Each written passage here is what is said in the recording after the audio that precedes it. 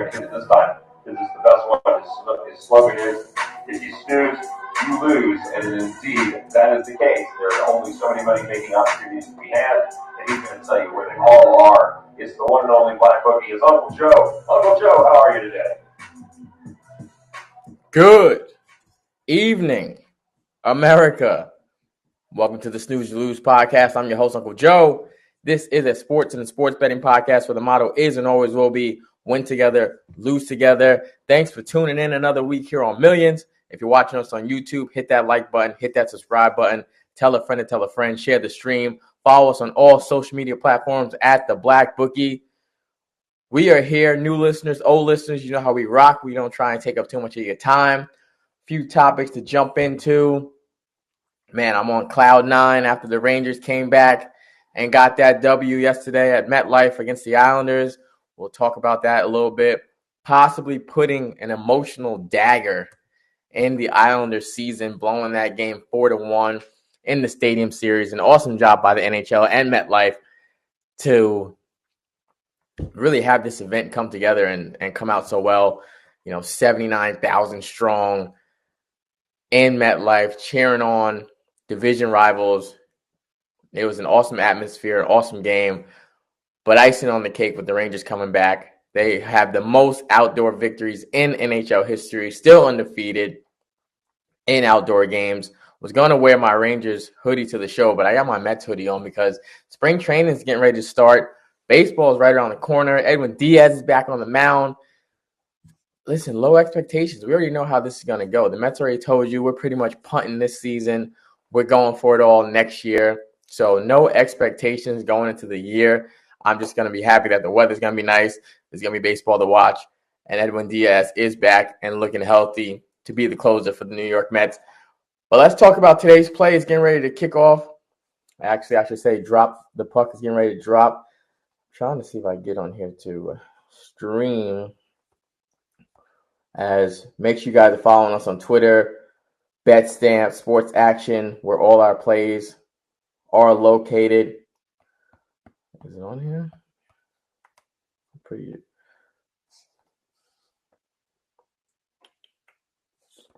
Trying to stream it, but anyway, we're going with the Tampa Bay Lightning money line tonight, minus 155 over the Ottawa Senators.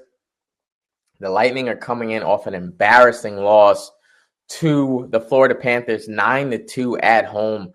Absolutely mollywopped their last time out. Ottawa is on a 2-game losing streak, but they are 6-3-1 their last 10. But the problem for the Senators is away from home, 7-14-0 on the road, one of the worst road teams in the NHL. And you have the Lightning at 10-6-1. You have the Lightning 18-6-3 at home. 10-6-1 is actually Ottawa's numbers against the division. They're both in the Atlantic Division, Tampa Bay and Ottawa. And the Sens have been doing a good job playing against division opponents. But like I said, they really struggle on the road. The Lightning absolutely dominant at home, 18-6-3. So this is a game on President's Day in front of the home crowd after just getting embarrassed, 9-2. I expect Tampa Bay to come out and really punch Ottawa in the mouth and get that nasty taste out of their mouths from just getting embarrassed at home. So we like Tampa Bay money line. That's getting ready to drop at 7 o'clock. So the puck's getting ready to drop. So hopefully you already got that in. I'm trying to stream it. It hasn't started officially yet. So some books may have it. Sometimes they give you to like 7:05 or something like that to get the play in. But that's the play we're going with. Because that was a really bad loss for the Lightning. So I'm expecting them to come back and come out today and respond and get a win at home. The last time I saw you guys was Super Bowl. So we're going to quickly touch on that. Obviously, kind of old news at this point. But I told you guys I was not going to do it because the numbers say that I can't. So I didn't. I was not going to bet against Mahomes as the underdog because it just doesn't work out. We tried, and we've done it, and it fails every single time. And it failed once again on Super Bowl Sunday for everybody that tried to do it. Kansas City, 25-22 in overtime. They get it done once again. I'm not betting against KC when Mahomes is a dog. He is now 11-3 at the spread when he's the underdog, and he is still 6-0 when it is 4 points or more.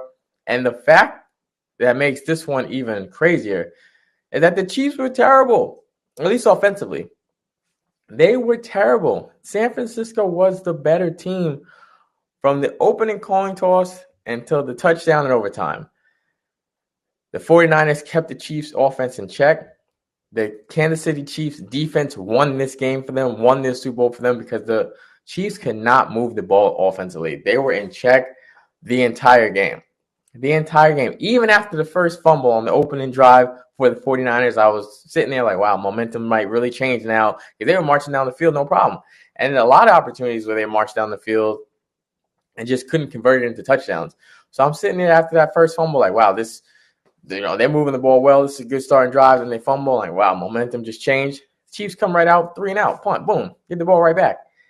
The Chiefs' offense was kept in check. They did not look good all night. This was probably one of the worst, performances by Patrick Mahomes, and still was able to get it done, win another Super Bowl, especially in overtime. And the reports coming out afterwards talking about, some of the San Fran players saying, we didn't know the overtime rules. First of all, this is the biggest game of your life because this isn't a guarantee. There is no guarantee you'll be back to another Super Bowl with the 49ers or any team. It's never a guarantee to be back in the Super Bowl. So the biggest game of your life, number one, you should know the rules. Number two, if you didn't, you should have kept that to yourself because that's not an excuse. And Kyle Shanahan, the head coach, came out and said, we worked on plays for overtime. There's no reason guys didn't know the rules because we worked on plays for this situation. In case we got into this situation, we prepared for it. We worked on plays in practice for overtime. They had to go for the touchdown because, like the refs said, you even heard the refs getting caught on audio saying, you don't want to give Mahomes the ball. He is the new Tom Brady. He is the right now GOAT. He could possibly go down as one of the best to ever do it because of his mobility, because of his athleticism, because of his winning formula, because of his success. He could go down as one of the greatest. But right now, he is Tom Brady. You do not want to give him the ball with time on the clock and a chance to win the game or end the game. You don't want to do it. And that's what happened in overtime. He got the ball. A San Fran fan had hit me up like, why would you do that? And I was like, why would you take the ball first? He said, why would you take the ball first in overtime? And I said, because the Chiefs defense was tired. They had finally just got to stop to another stop after they'd been on the field so much. The 49ers dominated time possession. I said, Kyle Shanahan's thought process was, okay, the defense is tired. We'll take the ball first. We should be able to march down and get the touchdown. But his counter to that is, let's give the Chiefs the ball first because then at least we know what we need. We know if we just need a field goal to keep this game going, or we'll know if we need a touchdown to keep this game going, or we'll know if we get a touchdown, we can end this game. So I get both sides of it. But my thought is, I kind of agree with Shanahan. I want the ball first because I know the defense is tired. They were just on the field. Let's get the ball first. Let's try and put the pressure on them that they have to score. But, yeah, you don't want to give Mahomes the ball. So I get both sides of it. It's kind of lose-lose, and that's exactly what happened. Because like I said, all week before the Super Bowl and the week before, the last 2 weeks, I posted it. I've been telling you guys, go back and watch the show. You don't bet against Mahomes at the door. I've been telling you since the Ravens game. You just can't do it. You can't do it. Trust me, I want to. I get it. Not that I hate Patrick Mahomes or anything like that. I don't really have a dislike for him. But I get it. It's appeasing. You have to think. We think all the time, right? This is the time. They can't keep getting by. And they just keep getting by. Because as long as he's there, he's under center, he figures it out. And he gets it done. There's really nothing you can do about it. The NBA All-Star Game. This is another one where it's just like I don't get it with you guys. This is on y'all. I just don't understand it. Every year I see the same thing after the All-Star Game. I see the tweets and the posts and the complaints. Oh, it sucks. It's so boring. They don't care about it. It's not important. Blah, blah, blah. Well, no shit. That ain't nothing new. It's nothing new. This is on the consumer. We keep trying to blame the players for this. I'm not blaming the players anymore. It's on us. Stop watching it. It's very simple. We did it with the Pro Bowl, right? Stop watching it. Every year, you guys tune into it and watch it, and then it stinks, and you're upset that it stinks. Why? You know it's going to be bad. So stop watching it. It's just like if I know cheese makes my stomach hurt, I would stop eating cheese. I wouldn't just keep eating cheese if I know it's going to make my stomach hurt. I would stop eating the cheese. And that's what happens with the All-Star game. Stop consuming it. We know it's garbage. It's not going to be good because they don't care. There's no incentive. They're not going to try. It was good the one year when they first did the captains. When they first did the captains, I think it was Bron and Giannis were captains. Or Bron and KD, one of them with cap. When they first did that, that year was decent. Other than that, they don't care. Scott Van Pelt put out a tweet, oh, if you guys don't care, we don't care. Nobody cares because they don't care. You look at the Western team, those guys definitely don't care. They're all up there in age. They all have known injury issues. They're not risking it for this game. You have LeBron, Steph, AD, Kawhi, Jokic, Luka, all dudes that are up there, besides Luka, obviously he's young, but dudes that are not trying to risk injury, that do not care, that know that there's a way bigger picture. We're trying to get our rest and try and go fight for the second half of the season. They don't care. But I'm not upset that they don't care anymore. I'm upset that you guys keep thinking they are going to care. That's what bothers me. Why do y'all think they're going to care? There's no incentive. Until there's some big payout for it where the winning team gets $1 million or the winning team gets a home court advantage in the finals or something like that, until there's an incentive for it, no one's going to care. So stop expecting them to care. Stop consuming garbage and expecting it not to be garbage. I watched the first quarter of it, and the only reason I watched even the first quarter of it is because I had Tyrese Halliburton over 16 and a half points for the game, and he had 15 in the first quarter, so I knew I didn't have to watch it anymore. That was it. If I didn't even have the prop bet, if I didn't have any money on it, I wouldn't even have watched the first quarter. I threw a small prop bet on it because it was in Indiana. Normally, when it's in the hometown of a player that's playing there, you know, they usually go bonkers. They go off. They go crazy. They try and go for MVP. So over 16 and a half, I thought that was cake. And he had 15 in the first quarter. Else I wouldn't have watched it at all. I haven't watched it in years. Like I said, that one year they did the captains was kind of cool. There's a little intensity there. But other than that, they don't care. They're never going to care. So stop expecting them to care.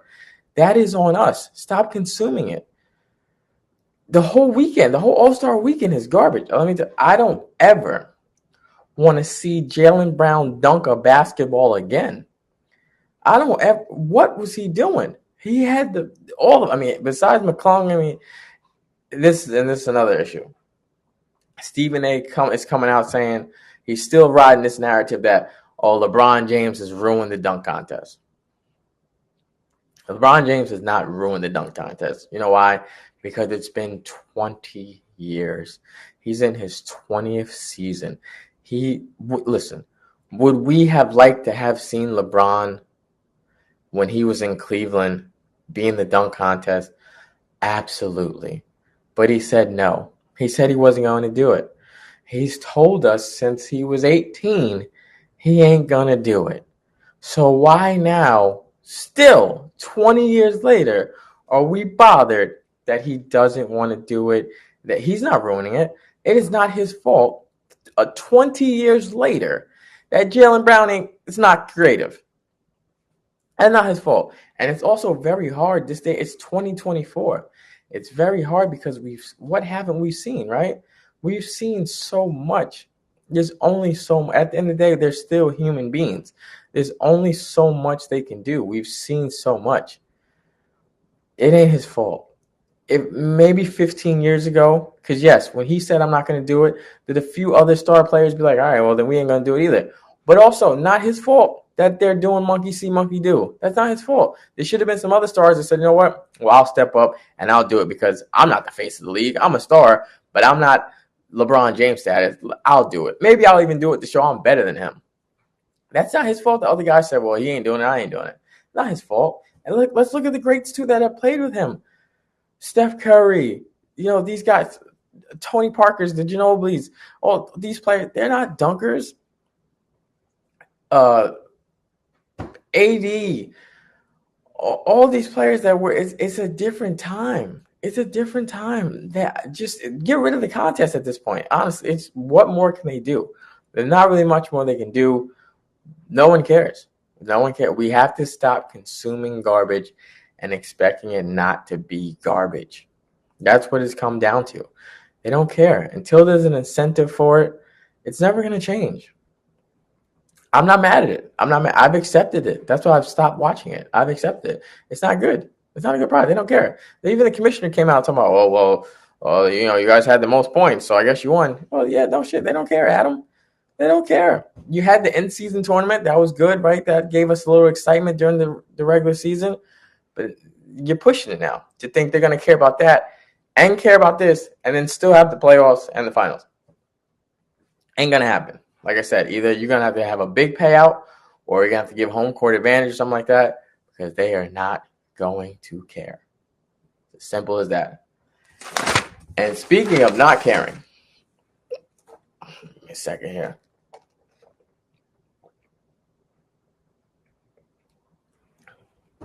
Appreciate all you guys rocking with us. Make sure you follow us on all social media platforms at The Black Bookie. Share the stream, tell a friend to tell a friend. Every Monday here at 7 o'clock on Millions. The Los Angeles Angels. Oh, my goodness. The reports are coming out. I told you, I got the Mets gear on. Spring training is coming out. We already got baseball news. Mike Trout came out and said, I'm paraphrasing, he's going to be here. He's going to stay in Anaheim. He wants to bring a championship to Anaheim. He's going to be here, blah, blah, blah. And this is why I was very crucial on Shohei Ohtani when he came to L.A., not to the Dodgers, when he came to the Angels, and he was upset that, I want to win, and it's the direction the team was going, because we already knew. The same way we could pull up Google and see what the Angels have accomplished over the last decade, so could he. And he could see that this team hasn't won squat. And they clearly don't care about winning because the star player before you, Mike Trout, does not care about winning either. And listen, Mike Trout is top 5 players in the league, right?